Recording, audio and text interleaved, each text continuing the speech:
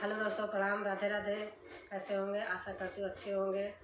कजरी गीत है दोस्तों, अच्छी लगेगी तो लाइक शेयर सब्सक्राइब करना दोस्तों। कमेंट में लिख के बताना कैसे लगा। धन्यवाद।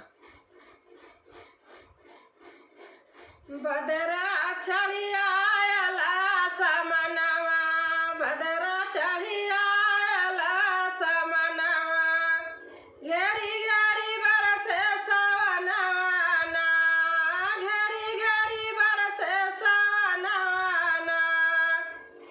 बदरा चढ़ी आयला समनवा, बदरा चढ़ी आयला समनवा, घेरी घेरी बरसे सवनवा ना, घेरी घेरी बरसे सवनवा ना। झूरे झूरे बहे पवन पुरवैया, सावन मास के चढ़ल समैया, हरियल लागे हो शिवनवा ना, हरियल लागे हो शिवनवा ना। झूरे झूरे बहे पवन पुरवैया, सावन मास के चढ़ल समैया, हरियल लागे हो शिवनवा ना। घेरी घेरी बरसे सवनवा ना, घेरी घेरी बरसे सवनवा ना।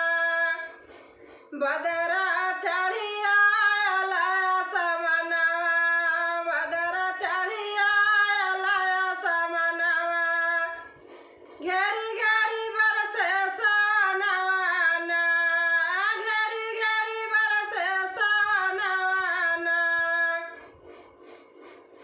रतिया बिजली चम चम चमके, सरसन लागे तेज कभी दमके। रतिया बिजली चम चम चमके, सन सन लागे तेज कभी दमके।